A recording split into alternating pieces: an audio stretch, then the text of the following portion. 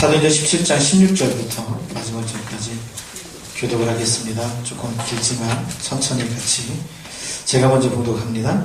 바울이 아덴에서 그들을 기다리다가 그 성에 우상이 가득한 것을 보고 마음에 격분하여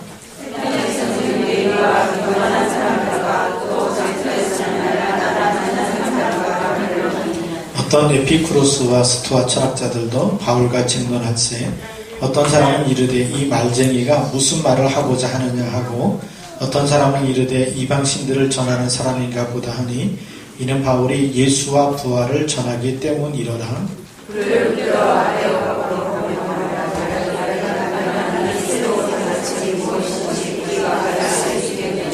내가 이상한 것을 우리 귀에 들려주니 그 무슨 뜻인지 알고자 하노라 하니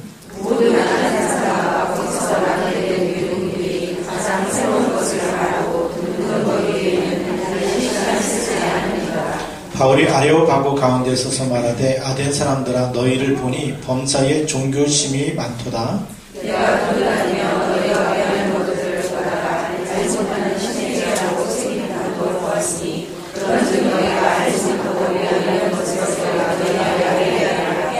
우주와 그 가운데 있는 만물을 지으신 하나님께서는 천지의 주제시니 손으로 지은 전에 계시지 아니하시고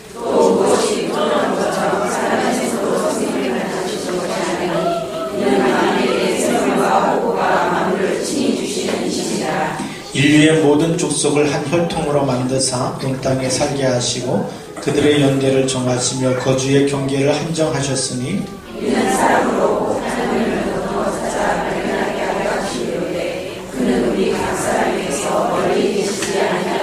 우리가 그를 힘입어 살며 기동하며 존재하느니라. 너희 시인 중 어떤 사람들의 말과 같이 우리가 그의 소생이라 하니 이와 같이 하나님의 소생이 되었은즉 하나님을 구분하느니라. 우리가 사람의 기술과 권한으로 새긴 것들과 같이 여길 것이 아니냐. 알지 못하던 시대에는 하나님이 간과하셨거니와 이제는 어디든지 사람에게 다 명하사 회개하라 하셨으니 이는 선하신 사람으로 하여금 천하를 공의로 심판할 날을 작정하시고 이에 그를 죽은 자 가운데서 다시 살리신 것으로 모든 사람에게 믿을 만한 증거를 주셨으니라. 그들이 죽은 자의 부활을 듣고 어떤 사람은 조롱도 하고 어떤 사람은 이 일에 대하여 내 말을 다시 듣겠다 하니 이에 바울이 그들 가운데서 떠나매 같이 있습니다.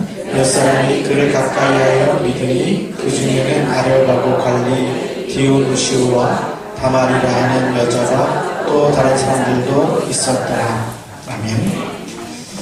우리 전도운동이 지속되려면 계속해서 복음의 뿌리가 내려져야 되겠고요. 그리고 계속해서 오직이 돼야 됩니다.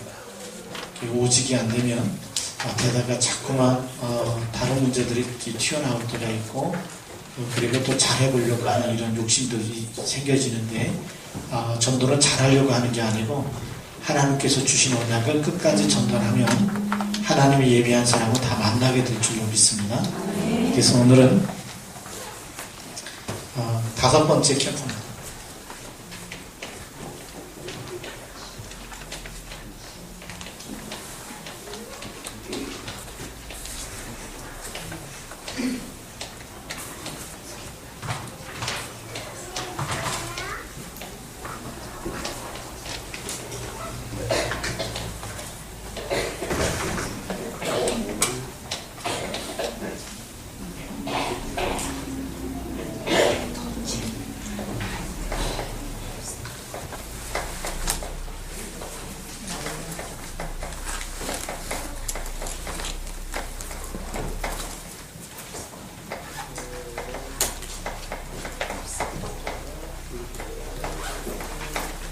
제목이 좀 길죠?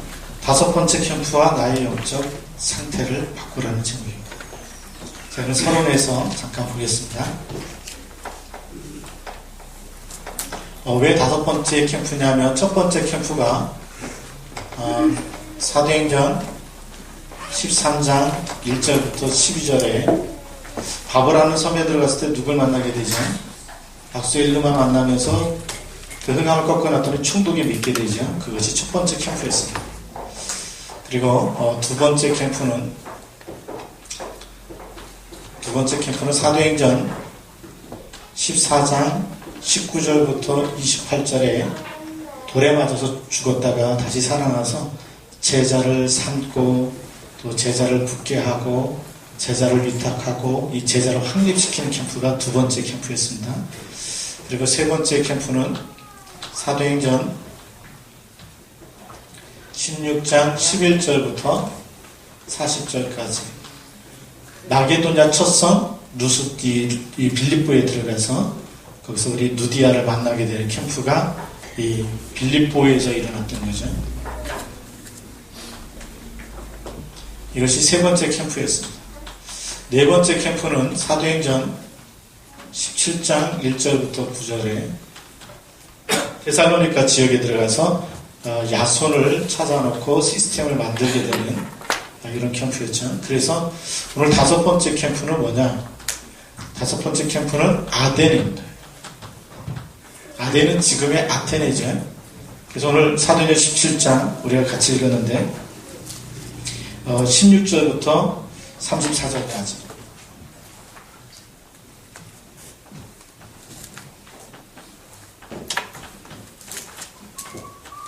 이 다섯 번째 캠프는 많은 열매의 시스템이 만들어지지 않는 캠프였습니다. 총독도 믿고 제자도 여기서 우리 루스드라에서 나중에 디모데를 찾아내게 되죠. 제자도 확립하고 누디아도 만나고 야손도 만났는데 아덴에 들어가서는 시스템이 잘 안 만들어집니다. 그래서 우리가 잘 아는 빌립보 교회 시스템이 만들었을 때 빌립보 교회 편지도 하고 데살로니카에 또 편지도 하고 고린도에 들어가서 캠프했을 때는 고린도 교회에 편지도 쓰는데 아덴 교회에 편지한다는 말이 없어요. 그래서 그러면 이 다섯 번째 캠프가 바울에게 있어서는 어떻게 보면은 제2의 인생이 다시 시작되는 중요한 캠프라고 볼 수가 있습니다. 우리가 왜 안 되냐? 이 캠프하다 보면 자꾸 한계를 만나죠. 그 한계를 만났을 때에 그 한계 앞에서 무너지는 사람이 있고 그 한계를 뛰어넘는 것이 있습니다. 다섯 번째 캠프가 그 한계를 만나는 캠프가 잘 되다가 한계를 만났을 때 그걸 어떻게 넘어서 그 다음에 고린도에서 응답을 받고 계속 이 에베소에서 응답을 받아나갈 수 있었냐면 한계를 뛰어넘는 뭔가의 사건이 아덴에서 있었다고요. 그만큼 중요하기 때문에요. 그러면 우리 본론으로 들어가세요.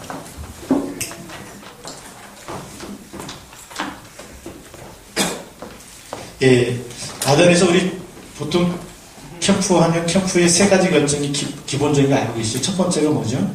지역 결정이죠. 그 지역을 결정하면 지역을 분석합니다.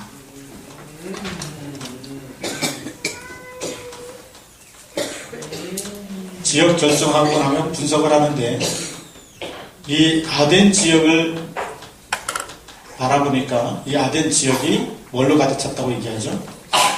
우상으로 가득했다. 그러면 그전에는 마게도냐의 첫성 빌립보에 들어갈 때 로마의 식민지다. 로마의 우상문화가 꽉 찬 걸 보고 뭘 했죠? 안식일에 기도할 곳이 있는가. 이 지역을 딱 찾아놓고 분석한다면 무슨 결정을 했죠? 기도 결정을 했어요. 그런데 아덴에 와가지고는 지역을 잘 보고 우상이 가득했다고 보고서 기도 결정을 해야 되는데 기도 결정을 못했어요. 왜 그렇게 실패하게 됐냐면 이걸 영적 사실로는 봤는데 그래서 분이 가득했다.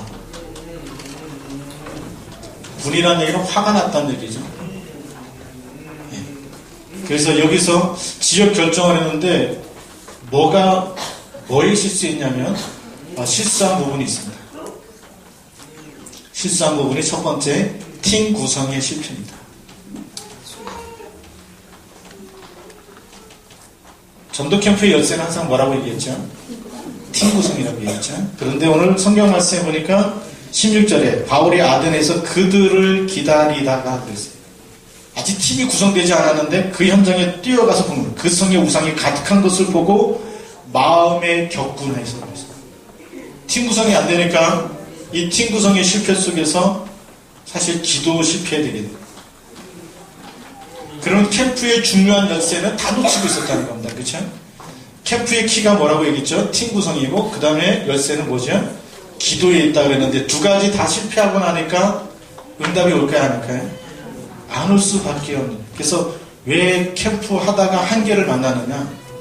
캠프의 중요한 열쇠를 놓친 거예요. 유목사님 항상 말씀하시죠. 캠프의 키는 팀 구성이다. 그 다음에 뭐죠? 기도에 있다. 그 두 가지를 반드시 놓치면 안 되는데 바울이 여기서 그 두 가지를 다 놓치게 된다. 이걸 놓치게 되고 그 다음에 현장 전도로 바로 들어가게 되죠. 근데 현장 전도로 바로 들어가게 되는데 이 전도도 사실상 실패하게 되는 거죠. 전도에서 실패는 없어요. 영원한 실패는 없는데 그것이 일시적인 실패를 통해서 나중에 다시 회복하게 되는데 왜 전도는 실패가 없느냐? 전도는 우리가 잘하든 못하든 간에 복음이 증거되고 나면 역사는 성령께서 하십니다. 여기서 전도자는 영원한 실패라는 것이 없는데 여기서 일시적인 실패라고 보고, 자 그러면 이 현장 전도에 실패하게 되는데 팀 구성과 기도가 안 되니까 현장에 들어가서 정확한 메시지 전달을 해야 되는데 우리 지금 캠프 메시지 쭉 들어오면서 정확한 복음, 관상 보지 않고 복음을 전하면 뭐가 보인다고 그랬죠? 영적 상태가 보인다고 해서 영적 반응이 일어나게 되어 있습니다. 그래서 우리 점쟁이는 관상을 보지만 예수 믿는 사람은 절대 관상 보면 안 된다고 그랬어요. 좀 인상 더러워도 복음 전하고 나서 영적 상태 보시면 인상 더러운 사람 중에서 갈급한 사람은 또 믿는 사람이 있기 때문에 절대 관상 보지 말고 복음 전하면 영적 상태가 보이는데 바울이 들어가자마자 황금 어장을 파고 들어갔습니다. 그래서 이 들어간 황금 어장 현장은 제대로 보고 들어갔어요. 현장은 어디로 파고 들어갔냐면 오늘 성경에 보니까 회당 17절에 보니까 회당에서는 유대인과 경건한 사람들을 만났고요. 이 회당에 들어가서 만난 사람이 유대인과 경건한 사람들을 만났습니다. 두 번째 현장은 어디로 들어갔죠? 장터로 들어갔습니다. 장터에서 17절 중간에 보니까 날마다 만나는 사람들이 있었습니다. 날마다 만남이 일어났었죠. 시장터로 들어가니까요. 그 다음에 세 번째는 어디로 들어갔냐면 18절에 에피쿠로스와 그 다음에 스토아 철학자들도 그랬습니다. 세 번째는 철학자들을 만났습니다. 왜 철학자들을 만났냐면 아덴이라는 도시가 지금의 아테네 철학도시라는 곳이죠. 그러니까 여기에서 스토아 학파들이라든지 여러 철학자들을 만나게 됐습니다. 자 그러면 이렇게 만나는데 이 현장 전도에서 이 수많은 만남들이 일어나는데 이 사람들한테 그전에는 바울이 복음 전할 때 사도행전 17장 3절에 보면 예수가 그리스도라는 답을 줬어요. 그리고 나서 믿는 사람들이 있었죠. 헬라인과 귀부인이 영접하고 바울을 따라올 때 야손의 집에 시스템을 만들고 구축하고 빠져나왔는데 이때는 복음을 전달하고 예스냐 노냐 웨이시냐 이걸 본 게 아니고 쟁론하게 된 거죠. 그래서 우리가 그 전에 바울이 보면 바울은 복음을 증거했다는 얘기는 인생의 해답부터 준 거죠. 왜냐하면 진단됐기 때문에 답을 주고 그 다음에 시간표를 봤어요. 하나님이 예비한 사람이냐 예스. 이거 사도행전 13장 48절. 그 다음에 노. 이거 볼 때 영적 사실로 봤죠. 그래서 마태복음 12장 28절 29절 강한 자는 결박하고 들어갔습니다. 그래서 강한 자를 어디서 만났냐면 사도행전 13장에서 마술사 엘르만을 만났을 때 성령이 충만하여 그랬죠. 마귀의 자식이다. 그래서 흑암을 꺾어버리고 갔더니 충독이 믿게 됐어요. 그 다음에 사도행전 14장에 돌에 맞았습니다. 돌에 맞고 나서도 다시 복음과 사명을 전달하면서 제자를 확립했어요. 그리고 사도행전 16장에 들어가면서 사도행전 16장 16절부터 18절 기도하는 곳에 가다가 귀신 들린 여종을 만났어요. 여종하고 막 인간적으로 부딪히고 싸운 것이 아니고 여러 날을 그렇게 하는 동안에 기도하는 곳에서 흑암 꺾었다는 얘기죠. 그리고 흑암이 무너지는 거 보면서 바뀔 때 영적 운동이 일어났거든요. 그러니까 복음 증거하면서 그리고 기도하면서 흑암이 무너지는 거 보면서 거기에 따라서 하나님의 시간표를 보면서 영적 운동과 제자를 확립시키는 이런 캠프를 했는데 이상하게 아덴에 와가지고는 팀 구성에 실패하고 기도가 실패하면서 이 시간표 보는 눈이 그냥 없어져 버렸어요. 이게 없어져 버렸어요. 그리고 뭐 했다라고 성경에 되어 있냐면 17절에 보니까 날마다 만나는 사람들과 변론했다. 그리고 18절에 보면 어떤 에피쿠로스와 스토아 철학자들도 바울과 쟁론할세 그랬죠. 그 변론과 이것이 복음을 증가하면서 시간표를 본 것이 아니고 쟁론행위에 돼. 쟁론. 그 다음에 변론. 쟁론하고 변론했다는 얘기는 우리가 그 캠프의 주인공은 항상 누구라고 얘기하죠? 그리스도입니다. 그렇죠? 캠프의 주인공이 그리스도고 우리 인생의 주인도 누구죠? 예, 그래서 주는 그리스도시요 살아계신 하나님의 아들이라고 고백하죠. 이 현장 전도 실패하게 됐던 원인은 조금 그림을 그리자면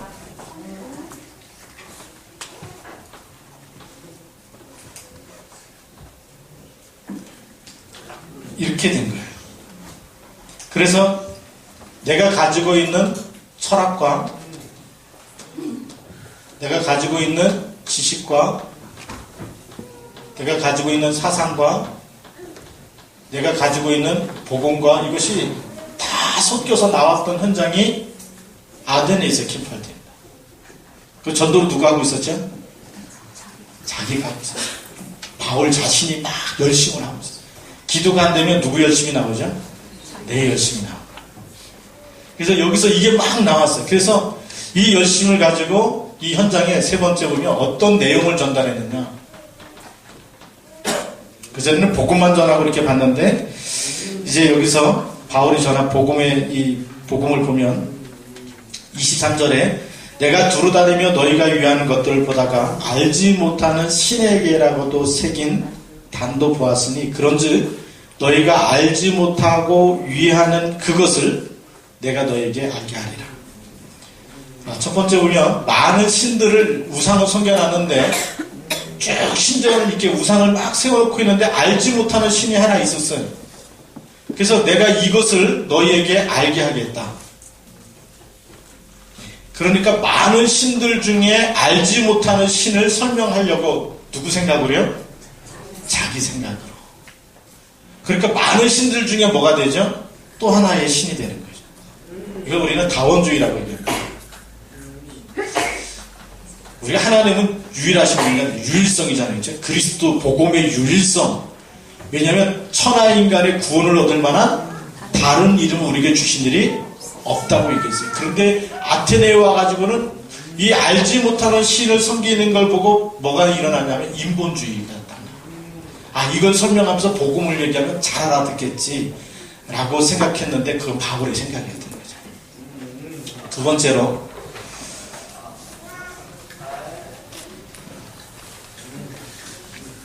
이제 28절 말씀에 28절과 29절에 보면 영전 메시지 실패하는 부분이 나왔는데요. 우리가 그를 힘입어 살며 기도하며 존재하느니라 너희 시인 중 어떤 사람들의 말과 같이 우리가 그의 소생이다.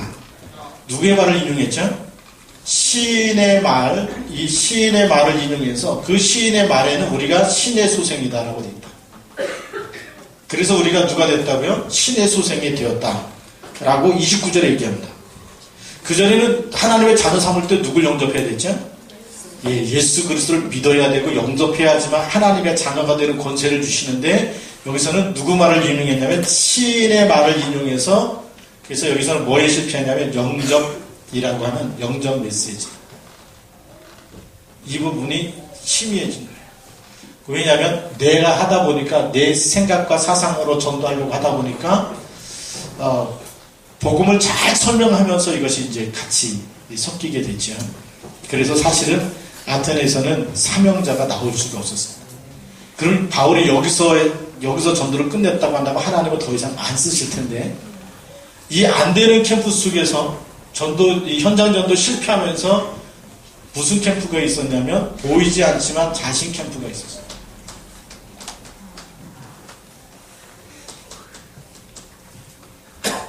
자신 캠프는 뭐죠? 자신 캠프는 우리가 쉽게 말하면 왜 안 됩니까? 하나님께 늘 물어보면 된다고 그랬잖아요.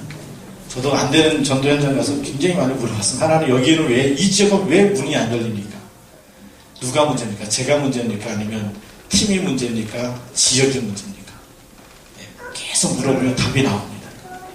근데 바울이 자신 캠프를 했다고 하는 증거가 고린도 전서에 가면 나오죠. 그래서 한번 잠깐 찾아봅시다. 고린도 전서 2장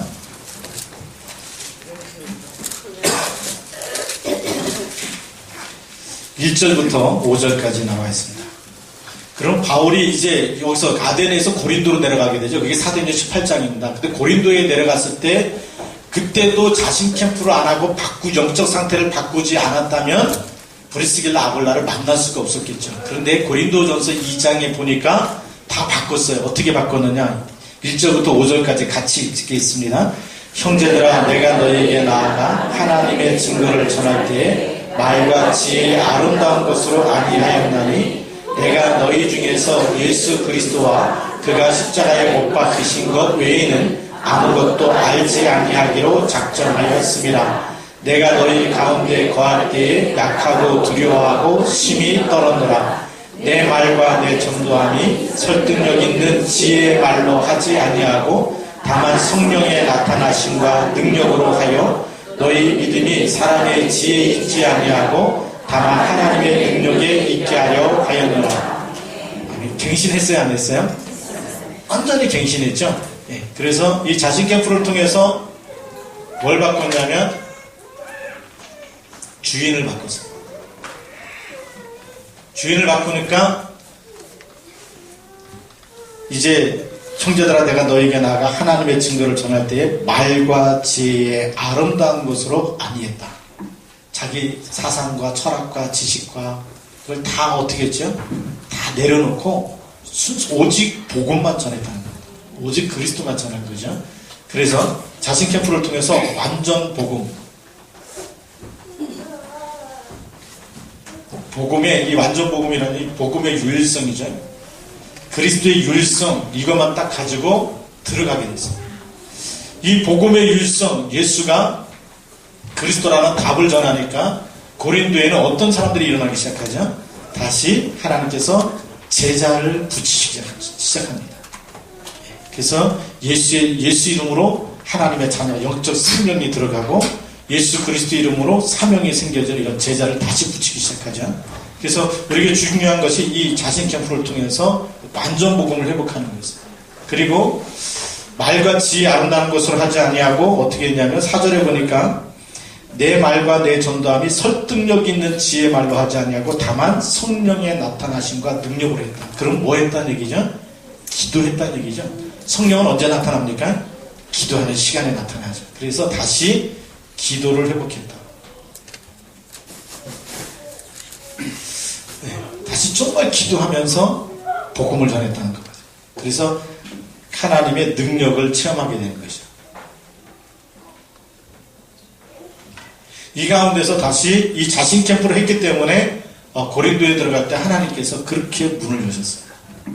그래서 우리가 이 바울이 5번째 캠프 속에서 왜 중요하냐면 잘 될 때는 모를 때가 있어요. 내가 잘해서 되는가 보다. 계속 응답을 받았기 때문에 13장, 14장 계속 한 번도 실패하지 않고 계속 응답을 받아왔기 때문에 이제 팀이 없어도 되겠지.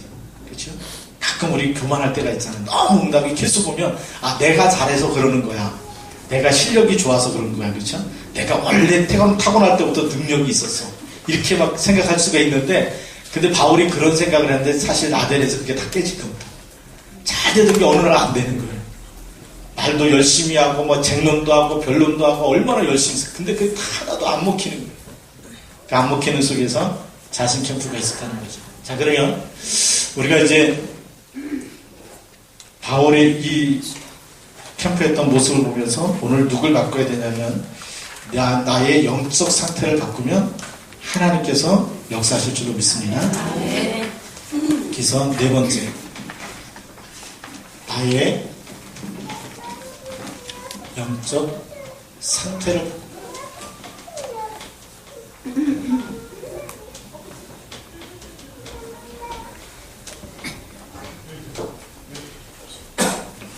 요즘에 다른 말로 하면 각인된 거죠. 각인전쟁 많이 들어보셨죠?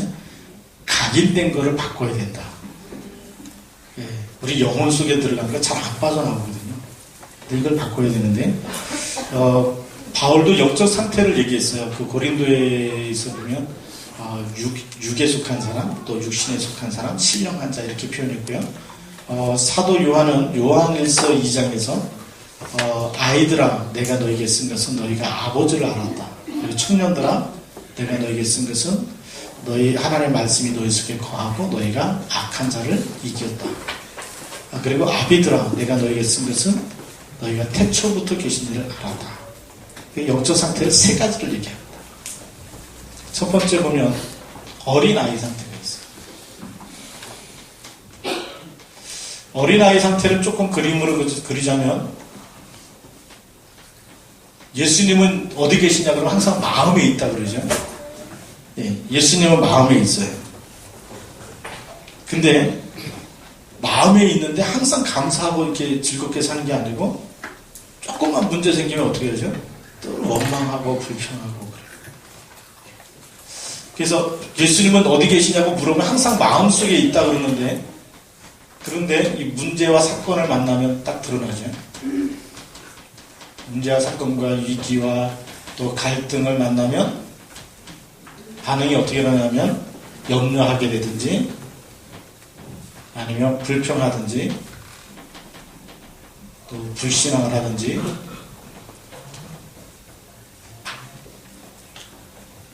이렇게 나오는 사람들이 있습니다.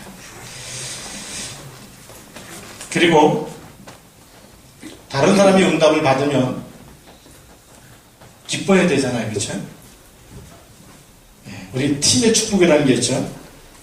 내가 메신저가 안 되었더라도 옆에서 기도해 줄 때 우리 팀을 통해서 영접되면 정말 하나님이 하셨구나. 이거 우리 팀의 축복이고 하나님 우리 팀이 주신 열매다. 이렇게 해서 하나님 주신 이 축복을 같이 누리는 건데 근데 나는 오늘 메신저는 아니고 기도만 하고 따라만 다녔는데 하나님 나한테 응답 안 주시고 맨날 이 메신저만 쓰시고 어린아이 상태는 비교하면서 질투하는 사람이 있어요. 꼭 캠프 나가도 그런 분이 꼭 계십니다.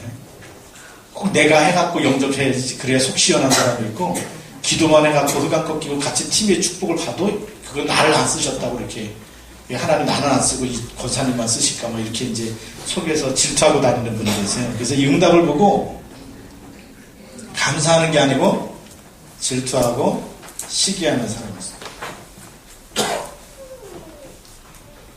있어요. 이런 사람이 있죠. 그러면서 어린아이 상태는 이 기도 제목이 달라요.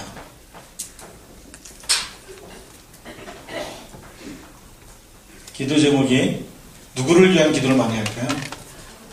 자신을 위한 기도죠. 나 자신을 위해서. 그 다음에 내 자녀.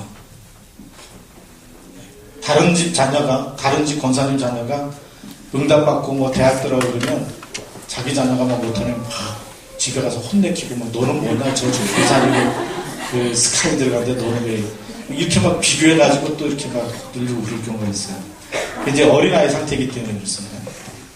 그래서 내 자녀, 그 다음에 내 남편, 그리고 이 사업도 이거 막 잘 돼. 다른 집 남편이 진급했다 그러면 집에 와서 또 뭐 하죠? 바가지 긁는 분이 계십니다. 우리 예수님은 마음속에 있는데 이렇게 이제 안 되어진 사람들은 사실 알고 보면 우리가 처음에 팀 구성의 실제 얘기할 때 누구라고 얘기했죠? 치유 대상자라고 얘기했죠. 그래서 빨리 이 영적 상태를 어떻게 되냐면 바꿔야 됩니다. 바꾸려니까 바꾸는 길은 하나님 주신 언약을 붙잡고 주는 그리스도를 고백하면서 계속 말씀, 강단 메시지 붙잡고 묵상하고 기도할 때에 성령께서 바꿔주시는 거죠. 그 길밖에 없어요. 그래서 마태복음 16장 16절 고백이 너무 중요해요. 이 고백 속에 들어가서 빨리 주인을 바꿔야 되죠. 요한복음 2장 1절부터 11절 주인 바꾸니까 물이 변하여 뭘로 일어나죠? 포도주로 바뀐 거죠. 그래서 주인은 능력이 없어요. 포도주 떨어질 때 아무 능력이 없어요. 그래서 빨리 주인을 바꿔요. 그래서 내가 주인이 아니고 다시 그리스도가 주인 되어질 때 성령께서 역사하실 줄로 믿습니다. 두 번째로는 이 청년의 상태가 있어요.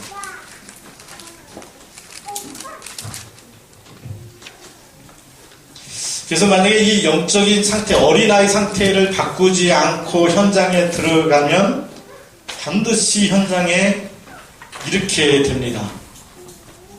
쟁론하고 변론하고 싸우게 되죠. 그래서 치유대상자가 현장에 이 영적 어린아이 상태에서 또 치유대상자 상태에서 전도 캠프를 하게 되면 내가 복음 전하는데 상대방이 안 받으면 기분 나쁘죠. 그래갖고 한판 붙고 오시는 분 계십니다. 그리고 막 싸워갖고 설득시키려고 그러는 경우도 있어요.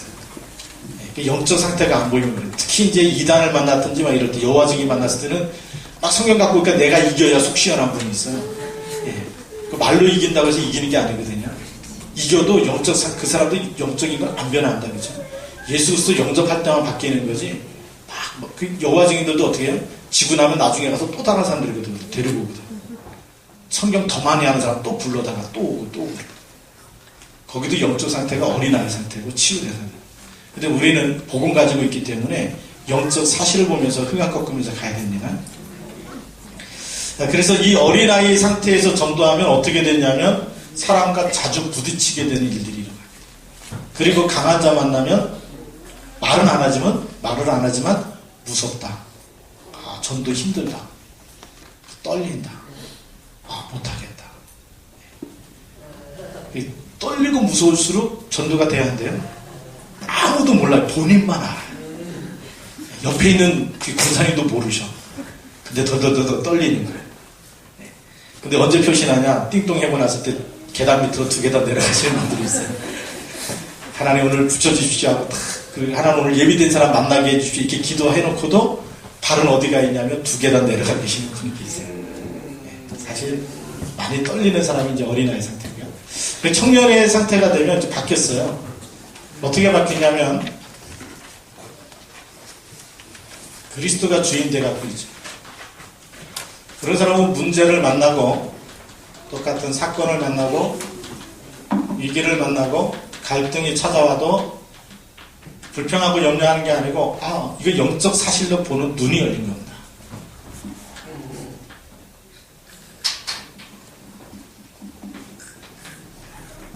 영적 사실이 보여지니까 어떻게 할까요? 영적 싸움을 하게 되죠.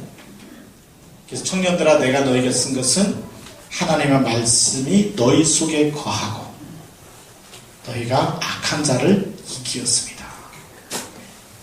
그래서 전도 현장에서 강한 자 만나고 나에게도 문제가 오고 그럴 때도 속지 않아요. 이것도 마귀가 내 인생을 무너뜨리려고 나에게 불행과 고통과 사람을 통해서 여러 가지 시험과 상처와 아픔을 주는구나. 그럼 그때 뭐 하죠? 그게 영적 사실이 보이기 때문에 사람과 싸우지 않고 악한 자와 싸워서 이기는 기도 속에 들어가게 됩니다. 그 영적 상태를 바꾸면 기도하게 되고 안 바꾸면 어떻게 되죠?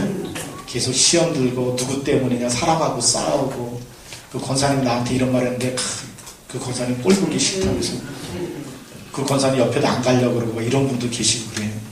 그런데 치유가 되어지면 사람과 싸우지 않고 기도하게 돼요. 그래서 여기서는 기도의 비밀 반드시 이게 있죠.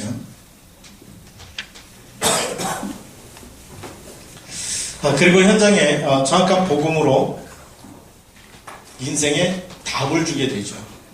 영적 사실이 보여지면 진단이 되어진다.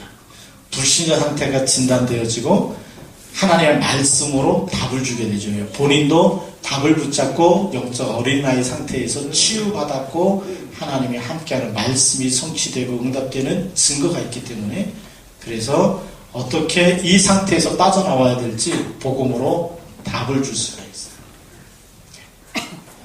이 사람이 전도 현장 가면 마태복음 12장 28절 29절 강한 자 만날 때 떨까요? 아니면 기도하게 될까요? 강한 자를 만났을 때도 기도하게 됩니다. 어린아이 상태에서는 강한 자 만나면 어떻게 되죠? 강한 자 만나면 무섭다 힘들다 전도는 안 되는구나 내 이럴 줄 알았어 안 될 줄 알았는데 가자는데 끌려나가는데 후회된다 다음부터는 따라오지 말아야지 별 생각이 다 들어오는데 여기에 있으면 막 핍박을 받고 욕을 먹어도 괜찮아요. 오늘 밤에 기도하면 돼요.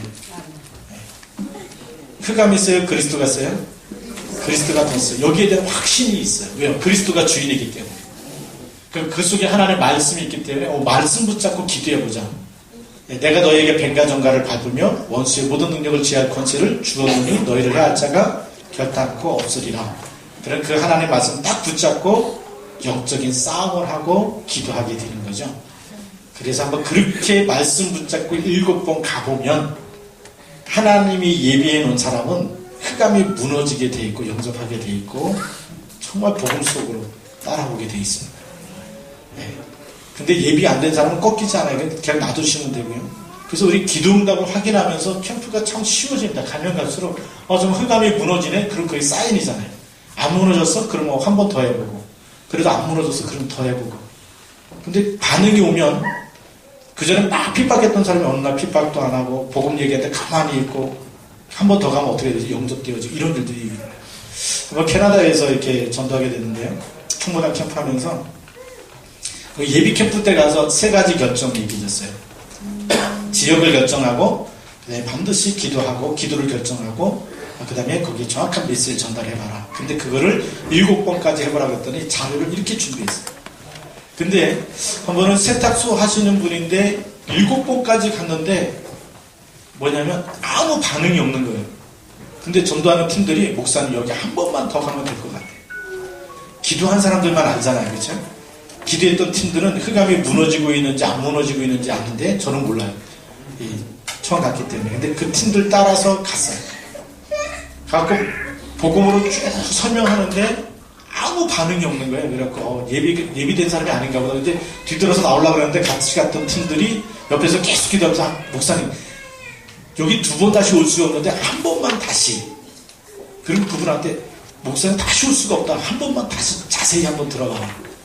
그래갖고 복음 전했던 거 가지고 다시 한번 또 전해달라고 했는데 보니까 들을 자세가 돼 있는 거예요.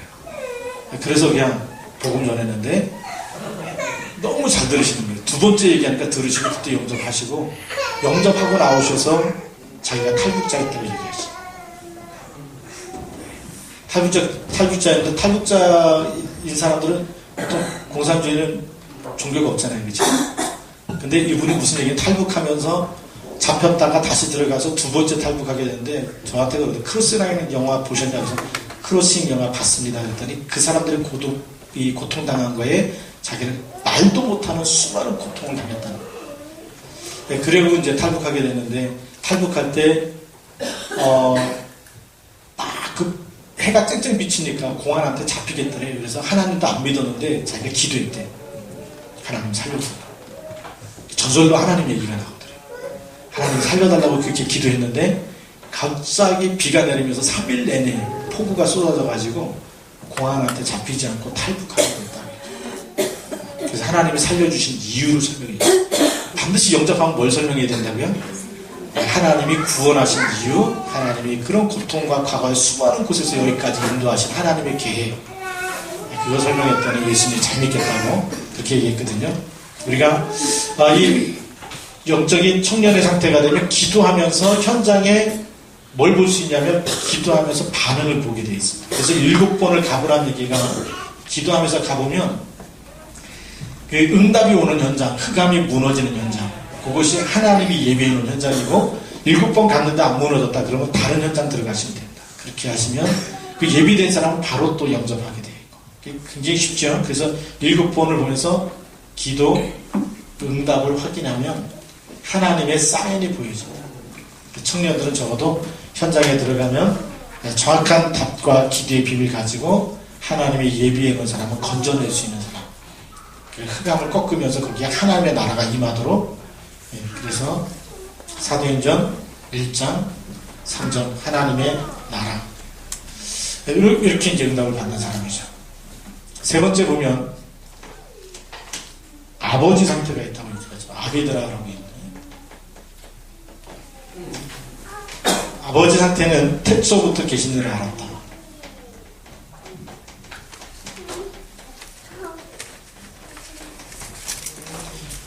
우리가 나이를 얼마 안 먹었잖아요. 그렇죠? 우리 오늘 여기 어버이날이고 우리 어르신들, 할머님들, 또 우리 아버님들 계시는데 너무 감사하고요. 그런데 저희 어머니도 어제 올라오셔가지고 오늘 아침에 식사 대접해드리고 이렇게 이제 왔거든요. 근데 저희 어머니는 연세가 지금 한 78세 정도 되세요. 그런데 권사님이시고, 근데 72세 때 운전면허 시험을 보셔가지고 운전면허 합격을 하셨어요. 지금도 조그만 차를 끌고 다니십니다. 그러니까 뭐 할머니라고 할머니가 아니고 마음은 20대잖아요, 그렇죠? 그러니까 도전하시면 돼요. 뭐 모세도 80세에 도전했는데 뭐 80이 안 되신 분은 다 그냥 청소년이라고 이렇게 생각하시고, 저는 저희 어머니 보니까 72세 때 면허증 따는 사람이 생각도 못했어요. 근데 그거 따시고 지금 78세 되셨는데 계속 끌고 다니시고, 지금 우리 연세는 많더라도 사실 태초부터 계시는 내가 태어나기도 전부터 있는 하나님의 사랑과 하나님의 계획을 알았다. 이건 뭐죠? 하나님의 말씀이 그 안에 풍성하게 임한 걸 얘기하죠. 그래서 하나님의 계획을 눈치챈 사람들 얘기합니다. 이분을 알았다는 것은 하나님의 소원이 뭔지, 그리고 하나님의 계획이 뭔지, 그리고 하나님의 목적이 뭔지. 그러니까 내 소원을 위해서 사는 게 아니고 누구 소원에 방향을 맞췄을까요? 맞아요. 내가 죽든지 살든지 내 몸에서 그리스도가 좋은가. 바울이 그 고백을 했어요. 감옥에 들어가도 큰일 났다. 어린아이는 뭐라 그럴까요? 감옥에 들어가면 하나님 나 이제 왜 나를 여기다 집어넣냐고. 귀신 들린 사람 귀신 쫓아냈으면 나한테 상을 주고 자꾸 복을 주고 잘되게 하셔야지, 전도할수록 왜 이렇게 어려워졌냐고 떼쓰고 막 불평 원망하는 사람은 어린아이 상태인데, 바울은 전도하면서 영적 상태가 바뀌었어요. 바뀌니까 내게 능력 주신 자 안에서 내가 그 감옥 안에서 그런 얘기를 했다니까요. 아버지 상태가 안 되면 감옥 안에 들어가면 뭐라 그래요? 빨리 꺼내달라고 막 그렇게 해야 될 거 아닙니까? 그런데 바울을 보니까, 전도자 바울은 감옥 속에서 이젠 전도 끝났습니다, 종쳤습니다, 나 말고 다른 사람 쓰십시오 뭐 이렇게 해야 될 거 아닙니까? 그렇죠?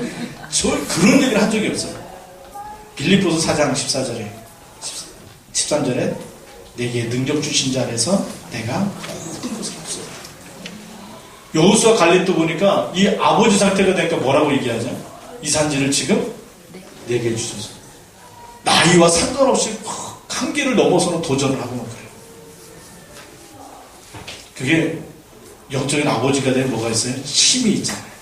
하나님의 능력을 알잖아요. 하나님이 나를 태어나게 하시고 나를 부르시고 나를 구원하시고, 이 모든 하나님의 계획을 아는 사람이에요. 그래서 절대 속지 않아요. 이걸 알기 때문에 기도 제목이 뭘까요? 영적인 아버지의 상태가 되면 자녀들을 품고 또 치유 대상자를 품고, 싸움의 대상이 아니고 뭐죠? 경쟁 대상이 아니고 기도해 주는 거죠. 그래서 어제 전도자의 마인드 얘기했는데, 전도자의 기도를 보니까 하나님 이들에게 지혜와 계시의 정신을 주셔서 지극히 선한 것을 알게 하시고 하나님을 알게 하시고, 그 기도를 하는 거예요. 아버지 상태가 돼야 그 기도를 할 수가 있어요. 그런데 어린아이 상태는 어떻게 되죠? 하나님 저 권사님보다 나를 더 축복하시고 비교하잖아요, 그렇죠? 바리새인들이 세리 보면서 뭐라고 기도했어요? 하나님 저 세리와 같지 않게 하심을 감사하나이다, 이런 기도했다니까. 그 바리새인들의 기도는 어린아이 수준밖에 안 돼요. 내가 저 사람보다 더 타락하지도 않았기 때문에 감사하고, 뭐 술 먹지 않았기 때문에 감사하고, 이런 수준이라니까요. 근데 아버지 수준은 뭐냐면, 문제에 있는 사람들을 다 품고 하나님 이 사람들이 그리스도를 풍성히 알게 하시고, 그런 기도를 했습니다. 하나님 이 사람들이 하나님이 왜 부르셨는지, 그 부르심의 소망이 무엇인지 알게 하시고, 그 기업의 하나님의 영광의 풍성함이 뭔지 알게 하시고, 산업인들 놓고 기도할 때도 그런 기도를 했다. 그러니까 이 영적인 아버지가 되면 어린아이 치유 대상자를 놓고 어떻게 하죠? 계속 복음 줄 수 있도록 지속적으로 만나면서 하나님 이 사람의 정말 이 마귀가 건드리고 있는 영적 부분이 치유되게 하시고, 복음이 뿌리 내려지게 하시고, 그리고 제자로 세워지게 하시고, 이 사람이 또 하나님 앞에 쓰임받을 수 있도록 해야 돼요. 그런 기도 할까요, 안 할까요? 그런 기도를 하겠죠. 그러니까 이 아버지 상태가 돼서 그렇게 기도를 바꾸고 나면, 여기는 하나님이 제자를 붙일까요, 안 붙일까요? 바울을 보니까 로마서 16장 1절을 계속 갖다 붙이는 거예요. 기도 제목을 바꿨어요. 그 얘기는 영적 상태를 바꾸고 나니까 바울의 기도는 빌립보서 1장 6절, 빌립보서 1장 9절, 지극히 선한 것을 분별하게 해달라 기도하고, 예, 이런 기도 속에 있었어요. 골로새서에 가서 보니까 하나님을 풍성히 하나님을 알게 해주시고, 에베소에 보니까 또 그렇게 기도. 그래서 이 기도의 내용에 따라서 하나님이 역사하셨어요. 그래서 보니까 아버지 상태가 되면 그릇이 어떨까요? 우리가 큰 그릇 그러잖아요. 그래서 생각해봤어요. 이 땅에 제일 큰 그릇이 뭘까 그랬더니 이 땅에서 제일 큰 그릇 찾아냈어요. 바다입니다. 왜 바다인지 아세요?